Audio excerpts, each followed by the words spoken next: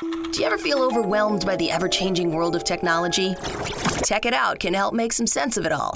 Breaking down geek speak into street speak, technology columnist, author, and TV personality Mark Saltzman covers consumer technology each week for every listener. Mark tackles the latest news, reviews, and how-tos to help you understand what's hot, what's not, and why.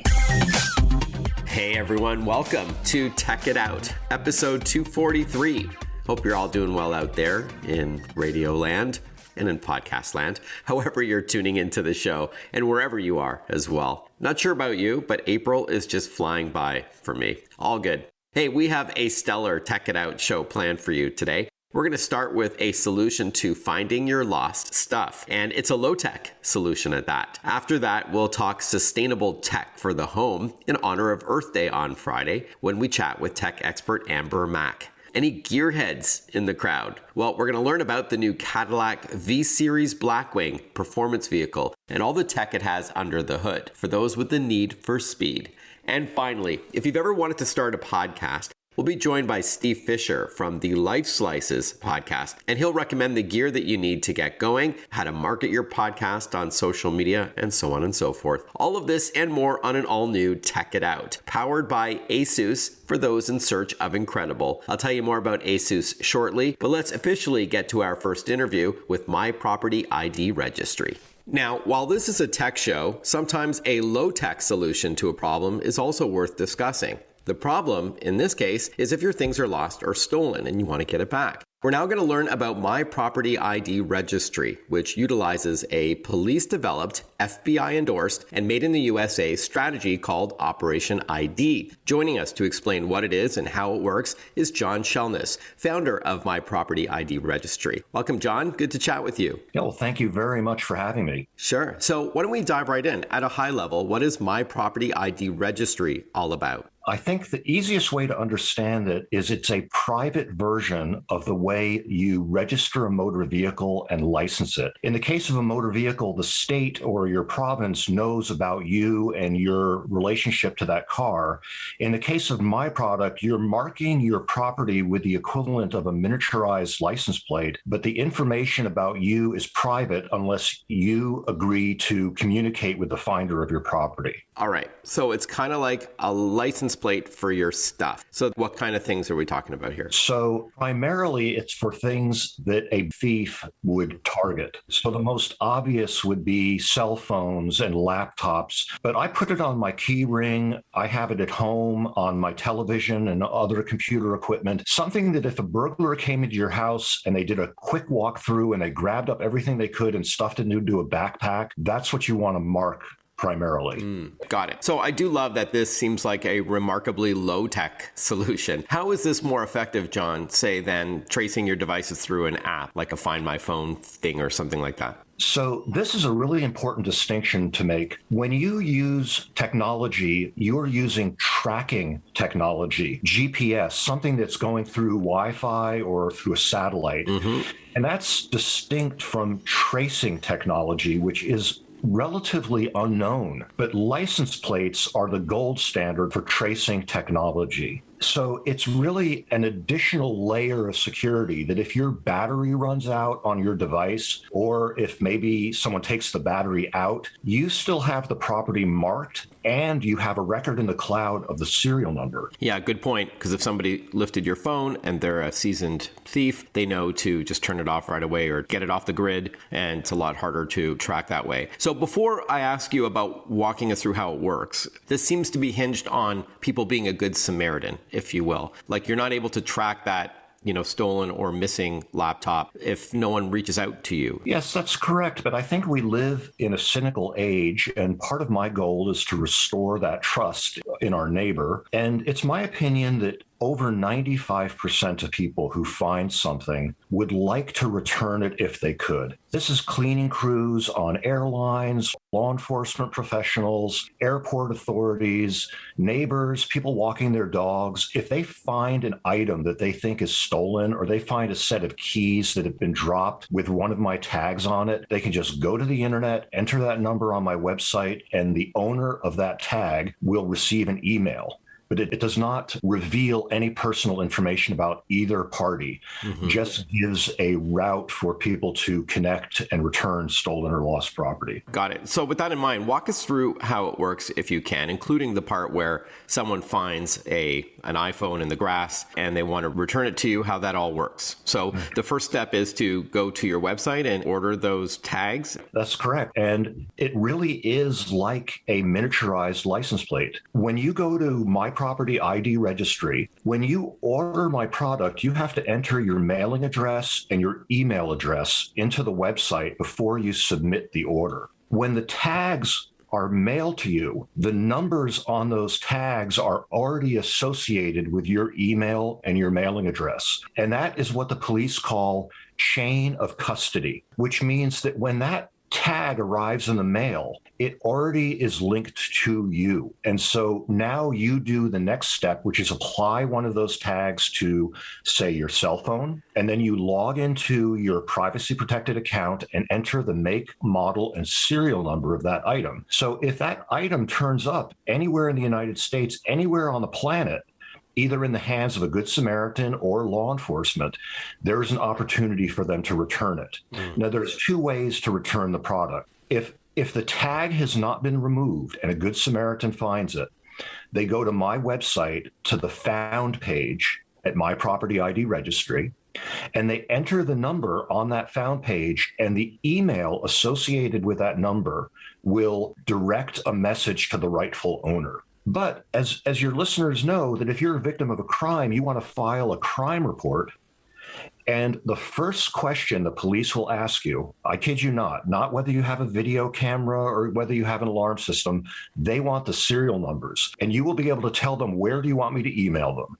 And then you can just log into your system and you can email the affected items to the police. Yeah, that's a good secondary advantage to your platform, it seems, because otherwise no one's going to take the time to log their serial number until it's too late. You don't have that device anymore. So that's actually smart. We are chatting with Jon Shelness, founder of My Property ID Registry. This is a welcomed low-tech solution to finding devices or anything really that has been misplaced or stolen. So you don't need a QR code or anything like that. It's just a number. So if someone finds your device and it's got the ID label on there, they just go to the website that's also on that tag and then they just type in the number. That's correct. You use the most advanced technology there is, your human eye. And you said some of the things that people put these on are electronics and all that, but from what I understand, based on a recent talk you just gave, this also includes farm equipment. The advantage of this strategy is because it's not electronic, which requires delicate equipment and a source of power. It's very inexpensive. And as a result, it can be used anywhere at any time, no matter how remote you are. So if you are a rancher in the middle of Wyoming or Alberta, you can apply these tags or etch. I have another product, which is an Etchable Id, and you can etch this into your property. And if it's recovered by a Good Samaritan or law enforcement, it can be returned. And so it really is designed for power tools, yard equipment, items you might keep in your car. And then the most important part is that you have to put a warning up that lets people know that the property is marked, and I provide warning signs as well. Oh, and where would you put that, like in your window? You put it on your window, you put it on your garden shed, you put it in a car window, you put it on a basement window, yes. It's important to understand that while consumers may think that cameras and alarm systems are effective, the police will tell you that the thing that criminals are the most fearful of is property that can be traced back to the rightful owner, because that will lead to a sure conviction. So if your property is marked and you have a record of the serial numbers and you post a warning sign that tells a criminal that you're doing that, the chances that they come in and steal your property is much lower. And I did see on your website that even if the ID labels are removed, when you file a police report, the serial numbers are entered into the FBI's National Crime Information Center in the US, which is really cool. All right, Jon, so why don't we wrap up with how much it costs and what comes in your security kit? Sure. So the most important thing about my security kit is it's a one-time cost. There are no hidden fees. There's never a re-registration. You pay for it once and then that's it. So you're paying per tag. And as you order more, the price per tag comes down. So it's $39 for 10 tags, $59 for 20 tags, $109 for 50 tags, and $189 for 100 tags. And it's also important to note that if you come back a year later and add another set of tags to your account, the next numbers in the queue will just be added to your account. Just like a license plate, you might have a completely different license plate than you had on your older model car. Okay, got it. So the security kit comes with warning signs for doors and windows and with tags that are pre-assigned to you. So you have the tags, the warning signs, and then an instruction sheet. And then all of it is tied to an online database where you enter the make, model, and serial number. All right. And the website again, John? MyPropertyIDRegistry.com. All right. MyPropertyIDRegistry.com. Jon Shelness has been our guest. Hey, thanks so much for carving out some time to chat. This seems very helpful to our listeners, regardless of what they're putting those ID labels on. Thanks again. Thank you very much, Mark. I really appreciate it. Before we continue, a huge thank you to ASUS, the title sponsor on this program. ASUS creates technology for today and tomorrow's smart life, and that includes its line of award-winning laptops. Check them out at asus.com/US/radio. That's asus.com/US/radio. When we return on Tech It Out, we're going to catch up with tech expert Amber Mack to talk sustainable tech in light of Earth Day. We'll be right back. Listen to Tech It Out whenever you want. Find the Tech It Out podcast at iTunes or wherever you get your podcasts.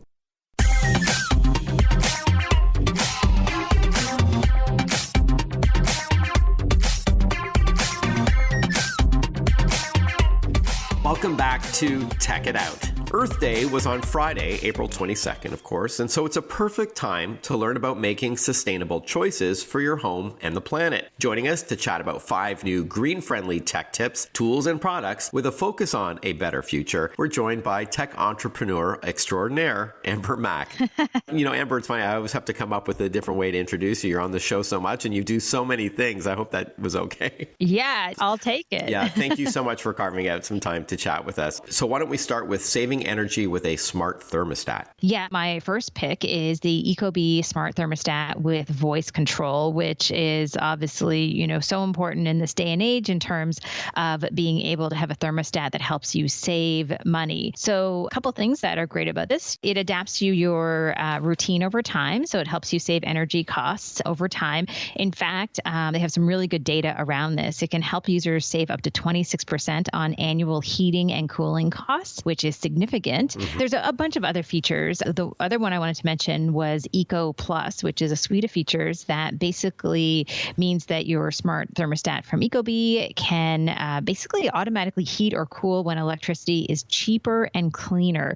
So you see the level, Mark, of intelligence built into a product like this that is, good for your pocketbook, good for the planet. Mm-hmm. And unlike some of the other Wi-Fi enabled thermostats, the Ecobee family always works with these optional little sensors that you can put in different rooms. So it's got like room by room occupancy and control. So I really like that. We should, Amber, tell our listeners that for prices for all these products, including the Ecobee smart thermostat, it's going to be all at your website, ambermack.com. You got it. Yeah, you can head on over there and get your local pricing. And then next, we often don't think about TVs, these big, beautiful TVs with energy in the same sort of breath. But there's a new product from Samsung that may break the mold. Yeah, so I have this. I've been testing it out in my studio right now. It's the Samsung Neo Qled 8K TV. So gorgeous picture. I mean, we all know, how stunning it is to watch one of these 8K televisions. But I wanted to mention as well that there are a few things that they've done and announced over the past few months. This eco-conscious TV packaging. So they're using 90% less ink and no staples in the packaging, so it's more easily recycled.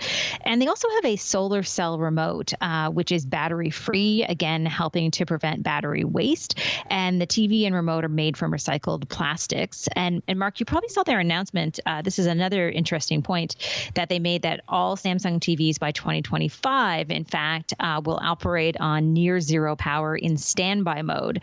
So that's another important thing when we talk about energy savings. Yeah, I've written so many articles, Amber, about quote unquote vampire power or standby power or phantom power. It goes by different names, but this is when your appliances and consumer electronics products like televisions still consume quite a bit of energy when they're plugged into the wall, even when they're not turned on. And that could really impact your monthly utility bill. Yeah, up to 10% of all energy in the house, right. In fact, is phantom power. So it's a pretty significant amount and something to really think consciously about. One tech company that has really taken sustainability seriously is HP. They've really prioritized that, and I applaud them for that. And I think you have a printer from them. Yeah, so this is the HP Envy Inspire printer. I mean, they have a line of printers that are all great, but you're exactly right. I actually didn't know a lot about their sustainability efforts over the past few years. And then I started looking to see how many awards they have won, in fact, focusing on sustainability and keeping that at the core of their business.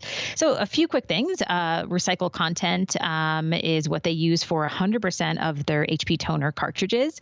Their HP Instant Ink subscription uses less packaging. That's that great subscription. I know you've talked about it before, where you can automatically get sent ink cartridges when you're running low.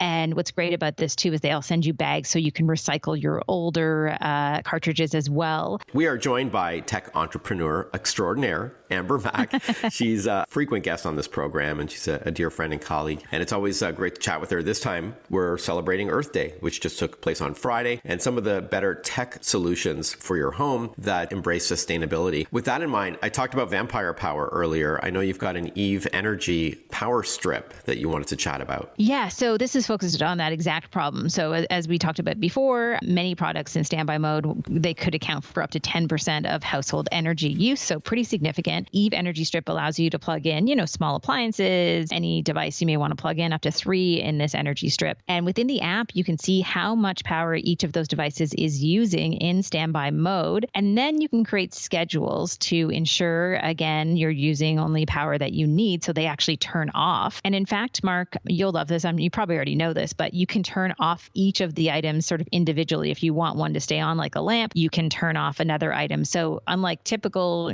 cheaper power strips where you have to turn everything on and off at once, this allows you to have individual access, all of this through the app. So it's really slick. And again, a really simple product to be able to focus on energy savings. Mm-hmm. Again, that's called the Eve Energy Strip. Speaking of power, let's end off on power from the sun with a company called Goal Zero. Yes. Obviously solar power is just getting more and more popular. So this is a product called the Goal Zero Nomad 10 and the Venture 35 solar kit. So you can think about it like this. It allows you to basically charge up this little battery pack using a small solar panel that you can fit into a backpack, take anywhere with you. In up to 3 hours, you can get a full charge in the battery pack. And that means you can charge a couple of small items, like it could be your phone, it could be a headlamp. Wireless earbuds. Yeah, wireless earbuds. I think about this as kind of zero footprint, right? I think we're thinking about this more often, and solar power is a great way to go. And again, for all of these products from HP, Goal Zero, Ecobee, Samsung, and Eve Systems, you can just go to ambermac.com. Always great to chat with you, Amber. I hope you had a fun Earth Day week, and I look forward to chatting with you again. Thank you. Yeah, thanks so much for having me on the show, Mark. When we return on Tech It Out, we're going to catch up with Cadillac to learn about its V-Series Blackwing performance vehicle and the tech it has under the hood. Stay with us. We'll be right back. Want to follow Mark? Google him. Mark with a C and Saltzman with a Z.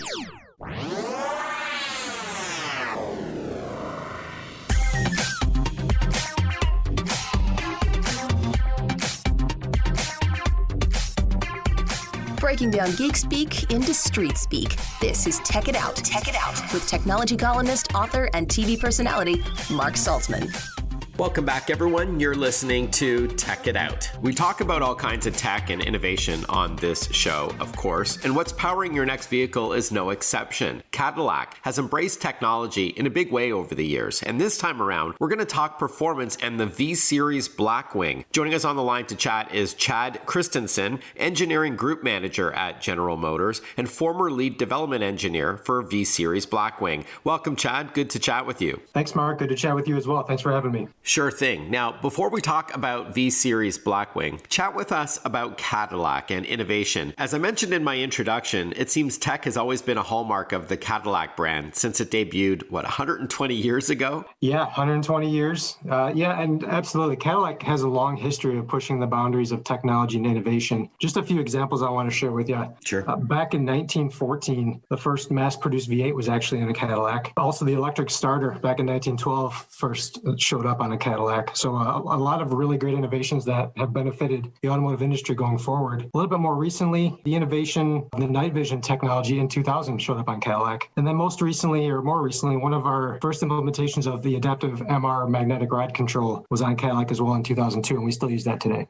Mm-hmm. Is that super comfortable, gliding experience that Cadillac offers? Your secret sauce, if you will? It's part of it. It's a big enabler for that. Secret sauce.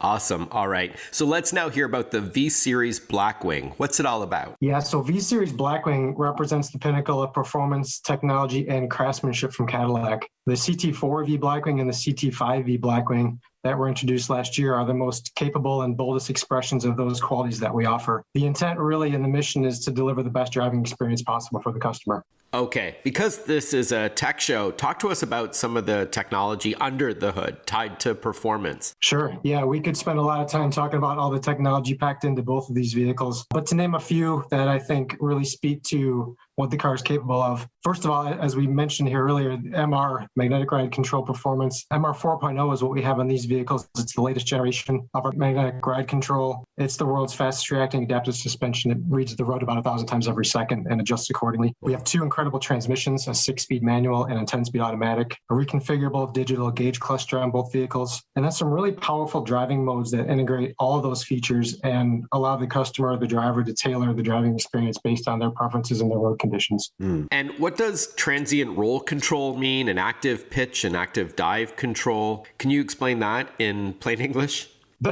Sure. Those are all part of the magnetic ride control that we as engineers use to tailor the ride performance and the handling performance of the vehicle. And all those features, along with the hardware that's on the car, really allow us to give the car a kind of a dual personality performance where you can have both the comfort on the road and the performance on the track. Oh, cool. And what's performance traction management, which from what I understand is a GM exclusive? Yeah, performance traction management. We call it PTM for short. What it does is it integrates the traction control, stability control, magnetic ride control, and the electronic limited slip differential to provide competition spec traction and stability controls. It's got 5 different modes, so it's very customizable based on the driver's comfort level with the vehicle, the track that they're on, with the environmental conditions. It's really very flexible and a really excellent driver's tool. And when you mention dual personality, is that the difference between performance traction management or PTM and what's called competitive modes? Yeah, the PTM really shines on the track.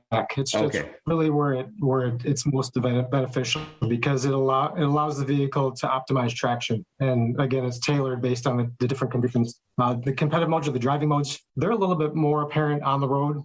They're also apparent on the track, but they're a little bit more apparent on the road, and it gives the driver, again, the ability to really tailor the car and set the settings up to what they want. All right. Now, Chad, really dumb question. You keep referencing the track, but just to be clear, the V-Series Blackwing is a vehicle you can drive on the road, but literally can be used on a track as well for that obviously smaller portion of the consumer base that would want to do this, if you can clarify. Yeah, some of them do. So we do, for those customers, we spend a lot of time making sure the car is robust and capable for them. But one of the validation tests we do is called the 24-hour test. So we'll put the car on the track for an accumulated 24 hours. And the only thing we're really allowed to do is change tires, brakes, and engine oil. And the car has to survive those 24 hours of driving for us driving as fast as we possibly can. Now, I own a Cadillac CT6 because I wanted a super comfortable, pampered ride, if you will, with a ton of amenities. But the V-Series Blackwing obviously is for those who want power and performance. It certainly does serve those customers, right? But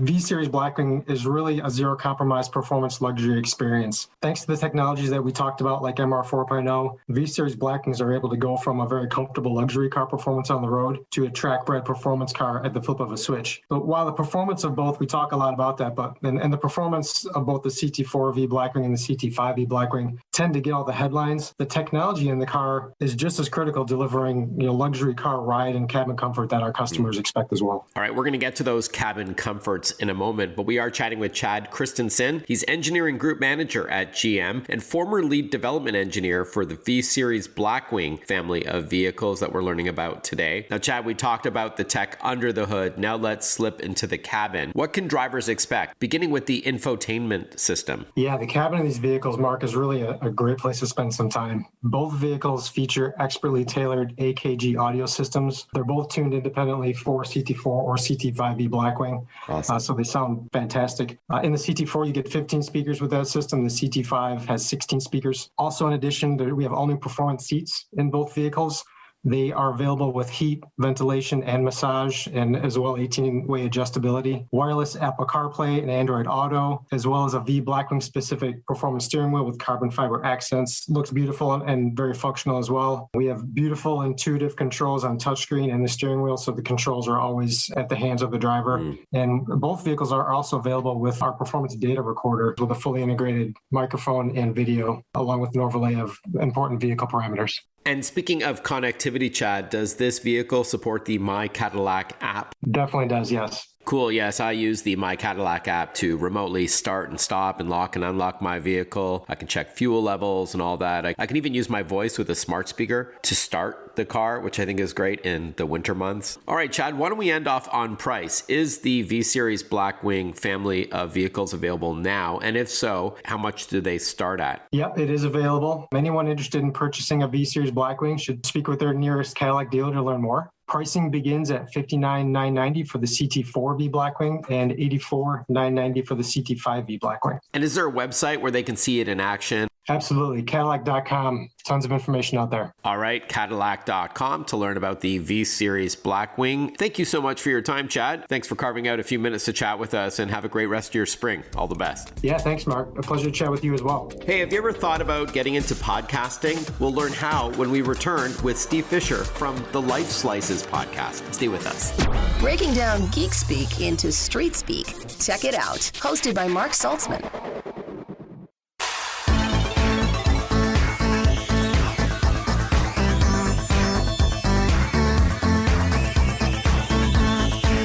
Welcome back, everyone. You're listening to Tech It Out on the Radio America Network, powered by ASUS, the company that creates technology for today and tomorrow's smart life, including its line of award-winning laptops and desktops, accessories like monitors, keyboards, and mice, mobile tech like smartphones, smartwatches, and tablets, and much more. For those in search of incredible, visit asus.com/US/radio for more info. That's asus.com/US/radio. Have you ever thought of launching your own podcast? Have a good idea for one, but not sure what gear you need to start? Well, a couple of months back, we had Amanda Cupido on the show, who authored a book called Let's Talk Podcasting. And now we're going to chat with Steve Fisher, the host of Lifeslices, a podcast that searches the world for intriguing people doing interesting things. And Steve has some tips to getting on the podcast bandwagon. Welcome, Steve. Thanks for your time. Thank you, Mark. It's good to be here. Now, before we talk about Lifeslices and some tips to wannabe podcasters, or even podcasters who are doing their thing right now, but maybe could level up their abilities a bit, let's share with our listeners how I know you.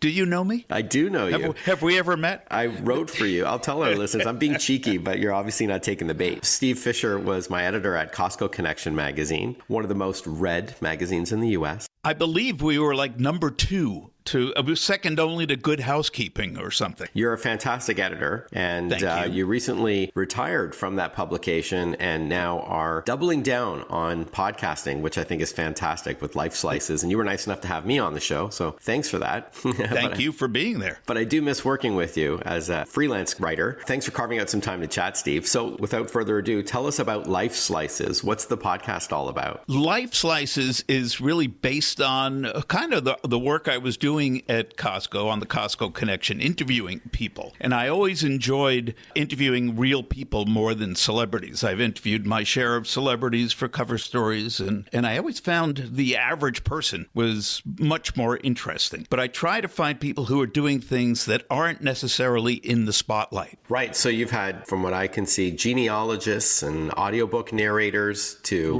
pop culture critics. A lot of fun. It's the whole gamut. Oh, yeah. And I found this young woman, Dr. Maya Warren, who's an ice cream scientist. So she spends her days creating new ice cream flavors for different clients, which I said, wow, that's a great job. I mean, if I wasn't doing the podcast, I might want to do that instead. Treasure hunters, there were a couple of guys, actually, one in Canada, one in California, who go out and find treasures with their little equipment and help people retrieve lost items. Oh, cool. They don't do it for any monetary gain. They just do it to help people. Wow. My very first guests on Lifeslices were a couple who were, at the time, lighthouse keepers in Canada. So they lived by themselves on this little island, just running this lighthouse. Was it in Newfoundland? It was not. It was in off British Columbia. Oh, the other side. Interesting. Yeah. Okay. So yeah, it's a fascinating podcast, Lifeslices. And as I said off the top, you search for intriguing people to interview. So I don't know how I got on there, but thanks nonetheless. So, but all kidding aside, isn't it amazing, Steve, how anyone could host a podcast today? You're not, like when I started in the 90s on the radio, I was at the mercy of a station to give me my own show. Right. Exactly. I started in radio too many moons ago, and podcasting is the great equalizer. Anybody and anyone with a computer can do a podcast. Actually, you probably don't even need a computer. You could probably do it with a cell phone. Yeah, that is true. And a lot of people do. Your quality of the podcast might vary, but anybody can do it. You just have to have an idea. And I wasn't going to ask you about gear just yet, but you just need something to record your voice. Right. And what else? Right. And actually, there are a lot of apps that are voice recorders. Yeah. I don't know quite how you edit it, but the simple way is to have a computer, to have a microphone, and to have a connection to other people. Some people do in-person podcasts, so you have to have multiple microphones set up. And some, like I do, mine remotely, so people just have to have a mic on their end. And how do you record the interviews? What software do you use? I do all my recording on Zoom. Yeah, sure. And then I edit in Audacity. So just like me, I do interviews like we are right now over Zoom, audio only. There are video podcasts, we should remind our listeners. Yes. But we're talking primarily audio podcasts today. And then I use Audacity, which is free editing software that I sort of self-taught myself how to use. It's quite intuitive. Exactly. Yeah. That's what I did. When this is my third podcast. The first one, I had a partner, and he knew how to do editing on Audacity, so he did all the editing. We just recorded, and next thing I know, the podcast is online. The second one, I had a different partner. My first partner passed away, unfortunately. And the second partner had no interest in learning to edit. So I taught myself Audacity. Plenty of tutorials online. You can figure it out. And now I do it all myself. I got rid of the second partner, and I said, I don't even need him to talk. I can talk myself. Now, Steve, I don't upload my own podcasts. I'm fortunate to have a company, Radio America, that manages it for me. Talk to us about that process. Like once you've got this recording, this interview with somebody, or a podcast doesn't even have to be an interview. It could just be one person chatting, or what have you. So how do you upload it and like to the likes of Spotify and Apple and Google and Amazon Audible, all that? Well, it's very easy. I use a podcast host called Podbean, and Podbean has, and most podcast hosts do have, easy ways to immediately share with other sites. So once you set it up, and you set up your Apple connection, you set up your Google connection, you set up all these things, and then all you have to do is upload your podcast, and the podcast hosts distributes it to all these other services. When we return on Tech It Out, more with Steve Fisher, host of the Lifeslices podcast, on his tips on starting a podcast from scratch, the gear you need, and a lot more. We'll be right back with more Tech It Out. Follow Mark Saltzman on Facebook, on Twitter, on Instagram. Listen to Tech It Out whenever you want.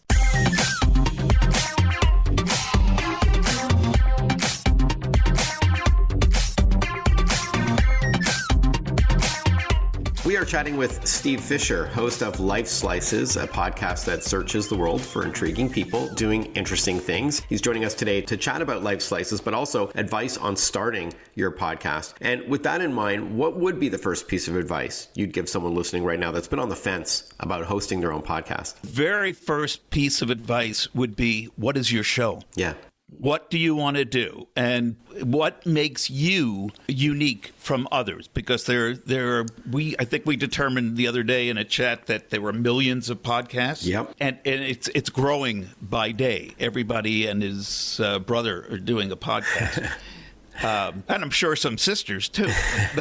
But the thing is, what do you want to do? Why do you want to podcast? What is your regularity going to be? So there's a lot of things to figure out before you even think about equipment and how you're going to put this thing together. It's like, what is the show going to be? How are you going to develop it? If you're going to have guests, how are you going to get those guests? Who are those guests going to be? How are you going to vet them? How long is your show going to be? How often? One of the things to podcasting is consistency. So if you're not prepared to do it every day, which most people aren't, because that's quite a chore. Are you going to do once a week? Are you going to do once a month? Are you going to do 3 times a year? There are no set parameters. That's what's great about podcasting. You figure it out. Unless you have a sponsor telling you how often they're going to pay you and how often you have to deliver something, it's up to you. And that brings up another good point. How are you going to monetize that podcast? And often that could take months or years until you get the following to justify someone investing in you, right? I remember we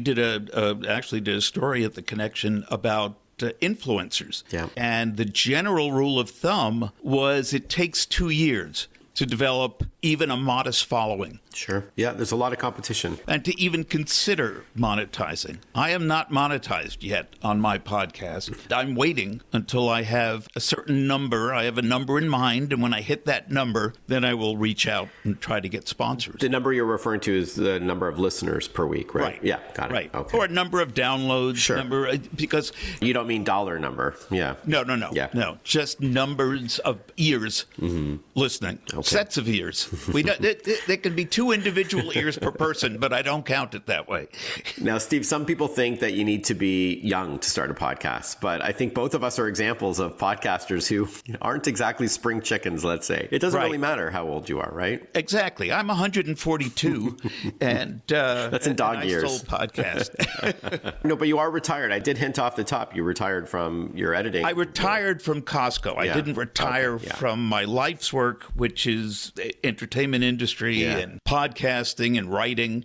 That stuff carries on. Before we wrap up, Steve, anything you've learned since hosting Lifeslices that, should you do it all over again, that you would avoid? I would say, first of all, don't go into it with any overblown expectations that you're going to get X number of subscribers from day one. You may hear some crickets for a while. Right, exactly. It's going to take a while, and it's work. I've had people say to me, wow, this is a lot of work. It's a lot of work if you're serious about it, but if you're trying to develop an audience, stick with it. And also realize doing the podcast is only one part of it. Promoting it becomes a really big piece of the cake. And that means constant work on social media and reaching out to, I just recently started a TikTok account. Never thought I'd see myself on TikTok. But awesome. If you want to try to get the ears, and I don't consider my show for any one demographic group. So I think it's anyone who's interested in finding out interesting things that are going on in the world would do well to listen to Lifeslices and learn about some fascinating people and fascinating advancements in science and entertainment in all kinds of things, pop culture. So I don't limit myself, but I also know that it is a slog. It sure is. But if you love it and you enjoy it, which is really what it's all about, then go for it. And don't be discouraged, I'd add, as we wrap up. Even if the topic that you want to chat about, be it, I don't know, hockey, gardening, whatever, has been done by so many other podcasters. There's room for everybody. Exactly. Don't worry about whether it's being done by someone else, because everybody's different. You are unique and you have something to bring to the table, and go with that, even if 2,000 other people are doing the same thing. Yeah, great tip. And then tell us how to subscribe to Lifeslices. Lifeslices can be found anywhere that there is a podcast store available. Apple, Google, LinkedIn, TuneIn, everywhere. My regular host is Podbean, so you can go to lifeslices.podbean.com and find it there and subscribe and like it. And same on Facebook and Twitter and everywhere fine podcasts can be found. And Life Slices is one word. Steve Fisher, great to chat with you. Thanks so much for your time today. Thank you, Mark. And thank you for tuning in to Tech It Out this hour. Hope you enjoyed the show. Thank you to ASUS, the title sponsor, as well as Western Digital and SanDisk for their extraordinary external drives for backing up all your important info. westerndigital.com has more. Have a great rest of your day, everyone. We'll chat with you next time for another episode of Tech It Out. Bye-bye for now.